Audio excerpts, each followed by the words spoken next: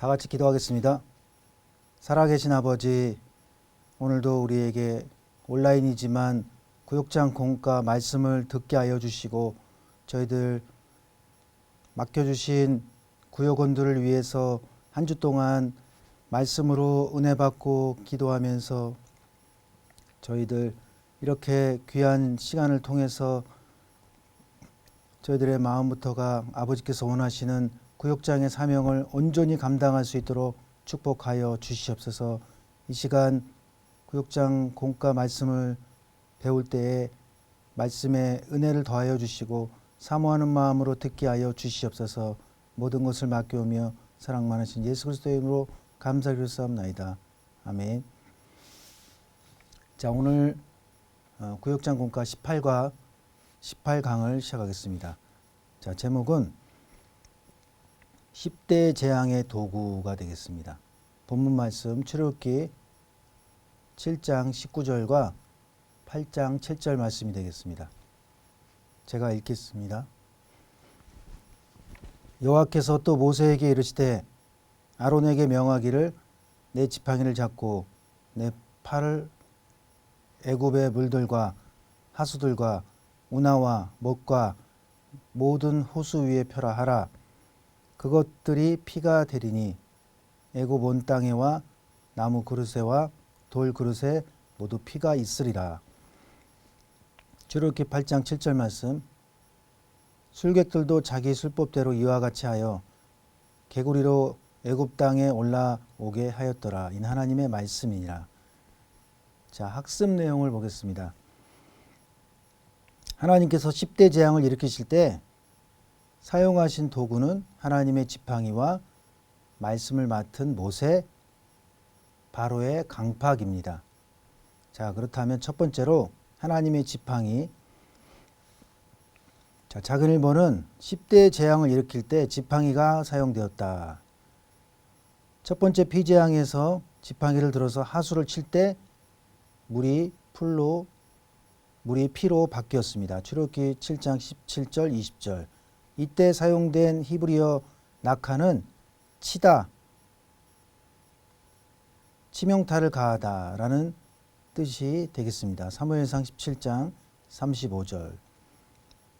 그러니까 모세가 80세이기 때문에 진짜 힘이 좋아서 치명타를 가한 게 아니라 지팡이를 들라는 말씀에 순종한 결과, 지팡이를 하수에 치는 순종한 결과 하나님이 모세는 힘이 약했다 할지라도 강력한 그러한 능력을 주셔서 물이 피가 되게 했다는 것입니다. 마찬가지로 사무엘상 17장 35절에 다윗이 사자와 곰을 양 새끼를 지킬 때 사자와 곰과 싸워서 이길 때도 어린 다윗이 진짜 사자와 곰을 싸워서 이길 만큼의 능력이 있었던 것이 아니라 하나님이 은혜를 주시니까 사자나 곰이 양 새끼를 입에 물고 있다가 다윗이 쳤는데 그 양이 떨어진 거예요. 양 새끼가. 그걸 보면서 다윗이 역시 내가 힘이 세구나 그렇게 느꼈겠습니까? 골리앗을 죽일 때 사무엘상 17장 44절 45절 보면 만군의 여호와의 이름으로 나간다. 겨우 15살밖에 안 된 다윗이 신앙적인 고백을 통해서 골리앗과 싸운 것은 평상시에 사자와 곰과 싸울 때 자기 실력이나 능력으로 이긴 것이 아니라 하나님이 내가 그냥 사실 아무 생각 없이 쳤는데 혹은 살짝 쳤는데 그 양 새끼가 사자의 입으로부터 떨어졌다. 그렇게 하나님께서 은혜를 다윗에게 주신 것처럼 모세도 마찬가지입니다. 그래서 두 번째 개구리 재앙에서도 아론이 지팡이를 잡고 팔을 강들과 운하들과 모두에 펼 때에 개구리 그렇게 말씀하고 있고 개구리 재앙도 개구리들이 애굽 땅에 올라왔다. 출애굽기 8장 5절 6절의 말씀이 있습니다. 여기 폄훼라는 히브리어는 나타, 뻗다, 펼치다 이런 뜻입니다. 세 번째, 이 재앙에서 아론이 지팡이를 잡고 손을 들어 땅에 티끌을 치매 애굽 온 땅의 티끌이 다 이가 되어 사람과 생축에 올라왔다. 출애굽기 8장 17절의 말씀이 있습니다. 또 일곱 번째 재앙은 모세가 우박재앙에 대해서 지팡이를 들매 여호와께서 뇌성과 우박을 보내시고 불을 내려 땅을 달리게 하시니라 이렇게 말씀하고 있습니다. 출애굽기 9장 23절 여기 들매도 나타라는 단어가 되겠습니다. 여덟 번째 메뚜기 재앙에서도 모세가 지팡이를 들매 여호와께서 동풍을 일으켜 온 땅과 온 밤에 불게 하시니 아침에 미쳐 동풍이 메뚜기를 불어 들인지라 이렇게 말씀하고 있습니다. 그래서 지팡이를 들기도 하고 펴기도 하고 치기도 하고 지팡이를 통해서 하나님의 전능하신 능력을 나타내고 있습니다. 두 번째 작은 2번 10대 재앙 때 사용된 지팡이는 하나님의 지팡이였다. 지팡이는 모세가 미디안 광야에서 40년 동안 양을 치면서 사용하였던 것입니다. 지팡이는 생명이 없는 것이요 작고 볼품이 없는 막대기일 뿐이었지만 그것이 하나님의 지팡이가 되었다고 출애굽기 4장 20절 17장 9절에 말씀했습니다. 당시 세계 최강대국이었던 애굽 왕의 바로 앞에서 권능을 행하시는 하나님의 도구는 지팡이였다는 거예요. 이것은 지극히 작은 것으로 세상에 가장 강한 것도 꺾으신다는 교훈이 되겠습니다. 그래서 하나님이 지팡이를 도구로 삼으신 이유가 뭐냐? 10대 재앙이 자연현상이 아니라는 것을 보여준다. 출애굽기 7장 3절에 말씀했습니다. 그 옆에다 적으시고 지팡이를 도구로 삼으신 이유는 10대 재앙이 자연현상이 아니라는 것을 보여주기 위해서다. 출애굽기 7장 3절에서는 그래서 10대 재앙을 나의 표징이다 이렇게 말씀했습니다. 또한 지팡이를 도구로 삼으신 이유는 전능하신 하나님의 능력을 나타내기 위함이다. 그러니까 아무리 사람이 최고의 방법을 쓰고 최고의 노력을 한다 해도 하나님께서 한 번만 생각하셔도 한 번만 모세가 지팡이를 나일강을 치기만 해도 나일강 전체가 피로 변할 정도로 아무리 사람이 노력한다 해도 하나님의 작은 그 방법을 이길 수 없다는 거예요. 그래서 고린도전서 1장 25절 26절 보면 하나님의 미련한 것이 사람보다 지혜 있고 하나님의 약한 것이 사람보다 강하니라. 형제들아 너희를 부르심을 보라. 육체를 따라 지혜 있는 자가 많지 아니하며 능한 자가 많지 아니하며 문벌 좋은 자가 많지 아니하도다. 이렇게 말씀하겠습니다. 고린도후서 12장 9절 10절에도 내게 이르시기를 내 은혜가 족하도다. 이는 내 능력이 약한 데서 온전하여짐이라 하신지라. 이러므로 도리어 크게 기뻐함으로 나의 여러 약한 것들에 대하여 자랑하리니 이는 그리스도의 능력으로 내게 머물게 하려 함이라. 그러므로 내가 그리스도를 위하여 약한 것들과 능력과 공핍과 핍박과 곤란을 기뻐하노니 이는 내가 약할 그때에 꼭 강함이라. 그러니까 오늘 우리가 너무나 몸이 안 좋아서 너무나 또한 돈 문제로 물질 문제로 건강 문제로 고통당하고 있지만 그렇게 너무나 약해졌을 때 하나님만 믿습니다. 말씀만 의지하겠습니다. 그 마음을 갖는 순간 그런 하나님을 의지할 때 하나님께서 나의 약할 때 강하게 하신다는 거예요. 그래서 기독교의 특색이 뭐냐? 약할 때 하나님이 강하게 하시는 능력을 주신다는 것입니다. 그러니까 이 세상은 너무나 공평합니다. 보이는 능력과 또 실력과 여러 방법이 뛰어날수록 하나님을 의지하지 않을 가능성이 높기 때문에 반대로 이야기하면 내가 힘이 없고 부족하고 약하지만 하나님을 믿고자 하는 기도가 따를 때 성경에 나타난 모든 전쟁들은, 승리한 전쟁들은 하나같이 무기로 이긴 것이 아니라 하나님의 방법으로 이긴 거예요. 믿음으로 이긴 것입니다. 그래서 사도 바울이 약했지만 고린도후서 12장 방금 전에 읽은 9절 보니까 그 약한 것이 은혜를 족하게 만드는 표였다, 이렇게 말씀하고 있어요. 내 은혜가 내게 족하도다. 지금 사도 바울이 너무 힘든 상태에 있지만, 너무나 육신적으로 눈병 때문에 힘들지만 그것이 은혜를 충만하게 하는 통로다, 이렇게 말씀하고 있습니다. 그러므로 오늘 우리의 신앙이 지팡이 같은 우리 각자 나약한 각자지만 하나님께 맡겨지는 신앙이 될 때 하나님께서 들어 쓰신다는 것을 믿으시기 바랍니다. 자, 두 번째로 하나님의 10대 재앙의 도구 두 번째, 말씀을 맡은 모세. 하나님께서는 지팡이만 하나님의 도구로 사용하신 것이 아니라 모세도 하나님의 도구로 사용하셨습니다. 하나님의 형상으로 지음받아 인격을 가진 사람은 하나님의 역사를 이루는 가장 중요한 도구입니다. 그러니까 사람이 하나님이 쓰신 가장 중요한 도구인데 수식어가 붙죠. 인격. 이 사람의 성품이 너무나 중요한 거예요. 신앙생활 할수록 뭐가 중요하냐? 사람의 성품이 중요한 거예요. 예를 들어서 실력도 좋고 또 가진 것도 많고 많이 배웠는데 세상적으로도 이 성품이 안 좋으면 사람들이 가까이 가지 않잖아요. 성경도 마찬가지입니다.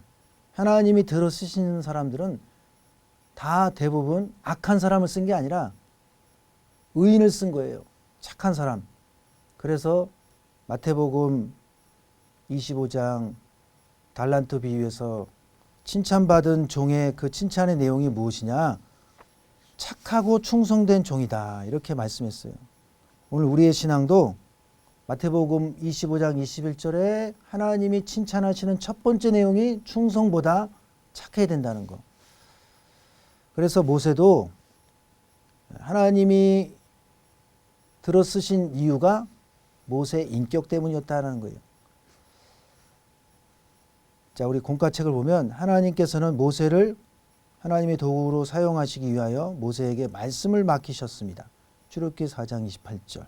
그래서 모세가 10대 재앙의 도구로 쓰임 받은 두 가지 이유가 있는데, 첫째는 말씀을 맡은 자다. 출애굽기 4장 28절에 모세가 여호와께서 자기에게 부탁하여 보내신 모든 말씀과 여호와께서 자기에게 명하신 모든 이적을 아론에게 고하니라. 그래서 오늘 우리는 말씀의 은혜가 늘 머물러야 하나님께 진정한 도구로 쓰임받는 거예요. 내가 하나님의 일을 한다고 하면서 말씀을 사모하지 않고 말씀의 은혜가 떨어진다면 육신적으로는 기술이 좋겠죠. 육신적으로는 경험이 많겠죠. 그러나 은혜의 관점으로 볼 때는 말씀의 능력이, 말씀의 사모함이 없는 자는 하나님께서 진정한 하나님께 쓰임받는 도구로 인정하지 않을 수 있다는 거예요. 그래서 공과책을 보면 모세는 하나님의 말씀을 부탁받았기 때문에 바로에게 갈 때마다 여호와의 말씀에 내 백성을 보내라. 이렇게 출애굽기 5장 1절, 8장 1절, 20장 20절, 9장 13절에 말씀했습니다. 하나님의 말씀을 강조하고 있습니다. 또한 모세는 무슨 일이든지 하나님께 부탁받은 말씀을 준행했다. 그러니까 자기 자신은 싹 빼고 말씀만 따르는 신앙, 순종하는 신앙을 보이고 있습니다. 출애굽기 7장 6절, 10절, 20절에 하나님께서는 믿는 성도에게 하나님의 말씀을 맡기시고 그의 도구로 사용하신다. 그래서 말씀이 있는 자가 되야 된다. 모세가 왜 10대 재앙으로 쓰임 받았는가? 말씀을 맡은 자였고 또 한 가지는 적으세요. 하나님께 연단받은 최고의 인격자였기 때문이다. 그래서 민수기 12장 3절 보면 이 사람 모세는 온유함이 지면의 모든 사람보다 승하더라. 모세가 온유했기 때문에 하나님이 10대 재앙으로 쓰셨다는 거예요. 그래서 모든 사람의 인격은 어떤 성품이든지 하나님이 쓰실 수 있다는 거예요. 악한 사람은 악의 도구로, 선한 사람은 모세처럼 선한 도구로 쓰신다는 거예요. 근데 이 성경에서 온유라는 단어가 성품을 의미한다기보다, 타고난 성품이라기보다 그 원어를 보면 훈련과 연단을 받은 결과가 온유하게 되는 그러한 의미가 담겨 있습니다. 그래서 모세도 사실은 사도행전 7장 23절 24절 볼 때 40세가 돼서 형제들을 돌아볼 생각이 났지만 애굽 사람을 죽이게 됐어요. 혈기가 있었던 거죠.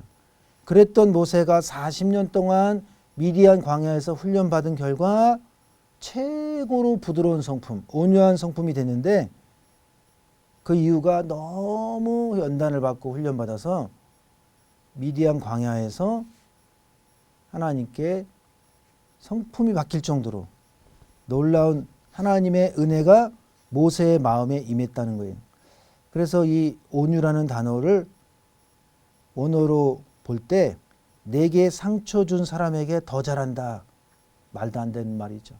고린도전서 13장 4절 보면 사랑은 온유하며, 이 사랑은 온유하며 할 때 이 온유라는 뜻이 내게 상처 준 사람에게 더 잘한다. 왜 그렇습니까? 훈련받은 신앙이 온유라고 그랬어요.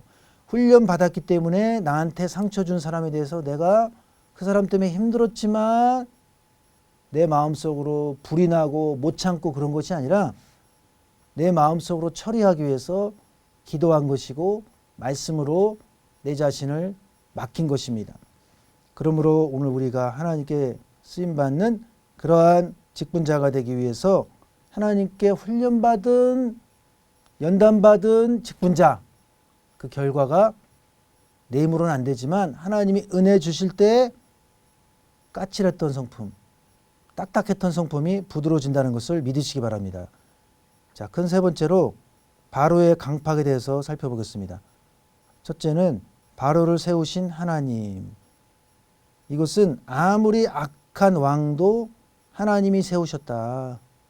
이게 무섭다는 거죠.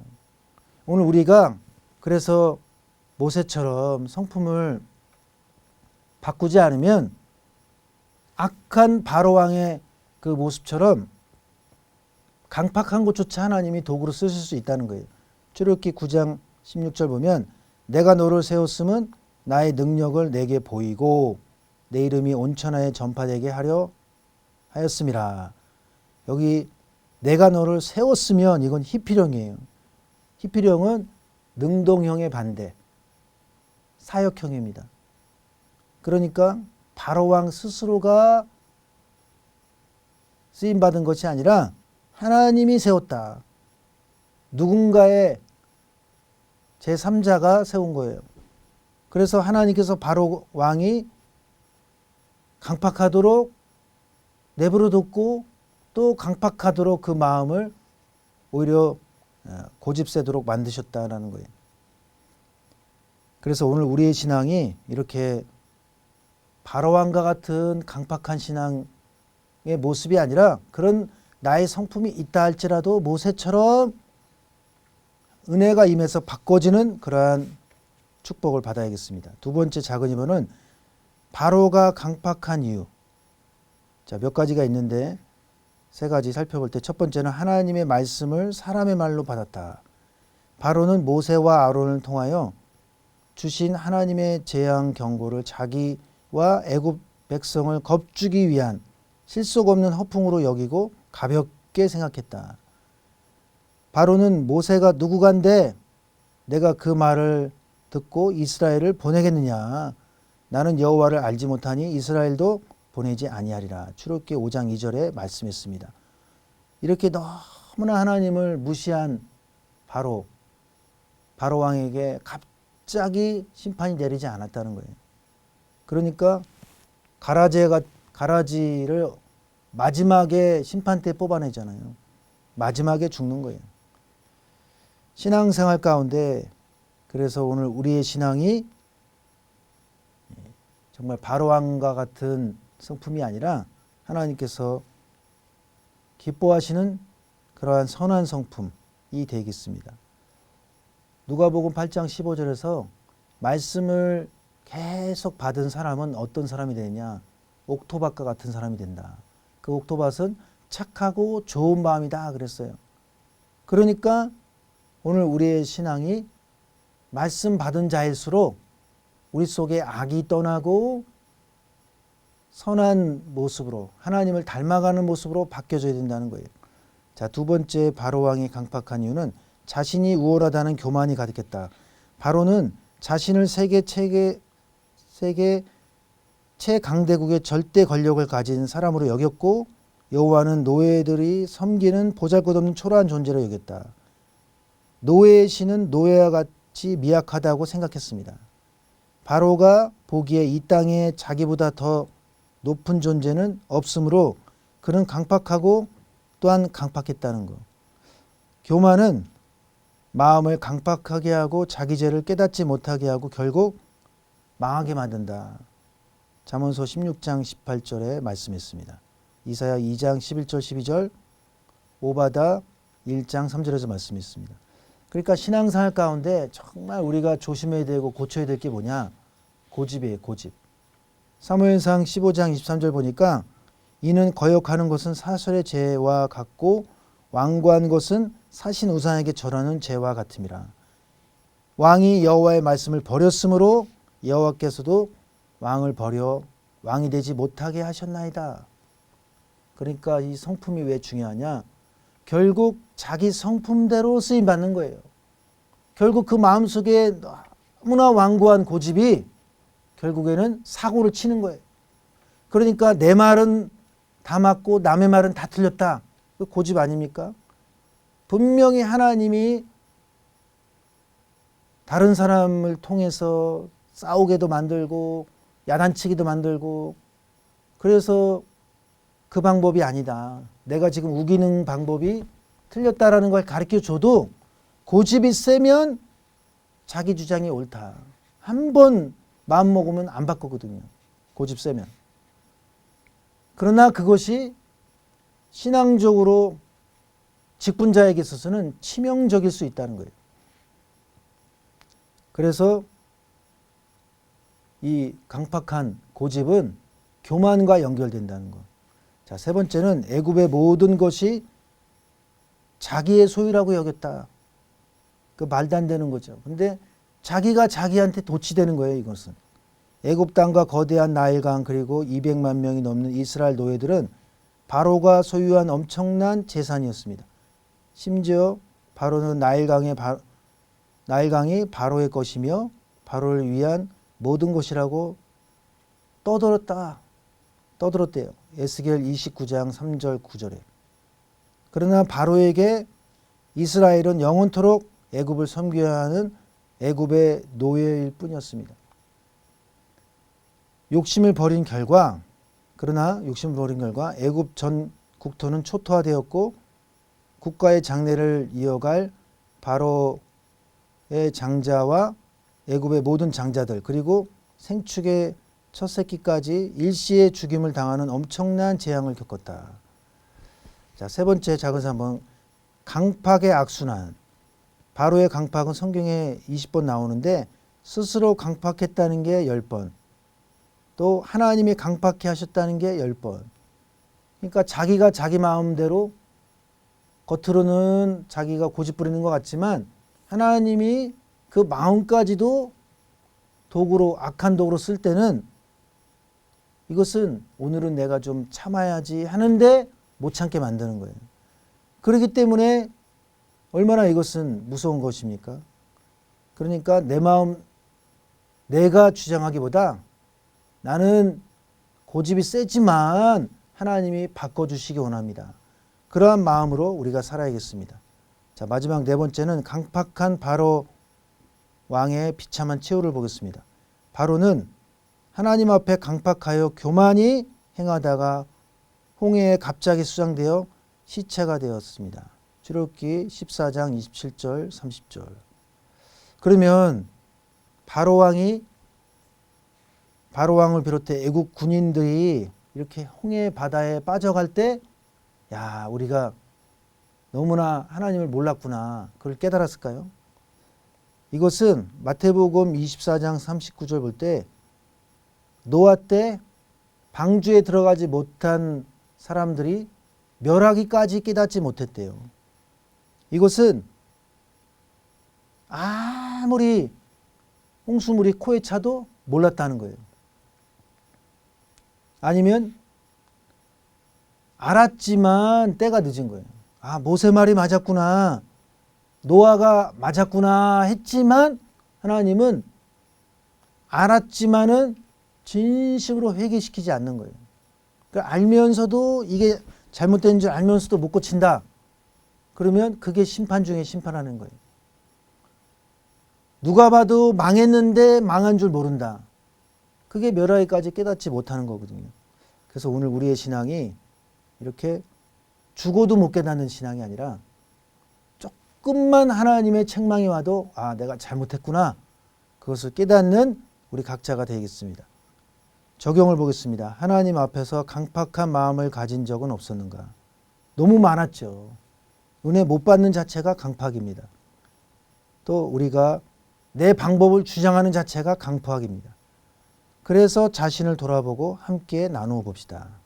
그래서 우리 구역장님들, 구역원들과 함께 각자 자신을 돌아볼 수 있는 그러한 18강 시간을 가지시기를 주님의 이름으로 축원합니다. 기도하겠습니다. 살아계신 아버지, 오늘 이렇게 18강 내용을 통해서 10대 재앙의 도구를 살펴보았습니다. 오늘 우리가 보잘것없지만 내가 가장 약할 때 사도 바울을 들어 쓰신 하나님의 놀라우신 사랑과 섭리와 하나님의 능력처럼 오늘 우리도 이렇게 하나님 앞에 모든 걸 내려놓고 맡기는 자가 되기 원합니다. 나의 힘으로는 불가능한 가운데 있사오니 우리가 약할 때 아버지께서 말씀으로 우리 마음을 강하게 하여 주시옵소서. 우리가 힘들 때 낙심하지 않고 오히려 말씀의 능력으로 저희들의 영혼을 강하게 만들어 주시옵소서. 또한 우리의 마음이 이렇게 모세처럼 훈련과 연단을 받아 내가 원래 성격이 부드럽기 때문이 아니라 내 힘으로서는 도저히 온유한 자가 될 수 없지만 신앙의 연단 속에서 온유한 자가 될 수 있도록 축복하여 주시옵소서. 고집부리고 강팍한 자, 교만한 자가 되지 않게 하여 주시옵소서. 하나님의 음성을 찾는 자가 될 수 있도록 도와 주시옵소서. 그렇게 될 줄로 믿사옵고 사랑 많으신 예수 그리스도의 이름으로 감사기를 쌓옵나이다. 아멘. 하늘에 계신 우리 아버지여, 이름이 거룩히 여김을 받으시오며 나라의 마옵시오며 뜻이 하늘에서 이룬 것 같이 땅에서도 이루어지이다. 오늘날 우리에게 일용할 양식을 주옵시고 우리가 우리에게 죄진 자를 사하여 준 것 같이 우리 죄를 사하여 주옵시고 우리를 시험에 들게 하지 마옵시고 다만 악에서 구하옵소서. 대개 나라와 권세와 영광이 아버지께 영원히 쌓옵나이다. 아멘.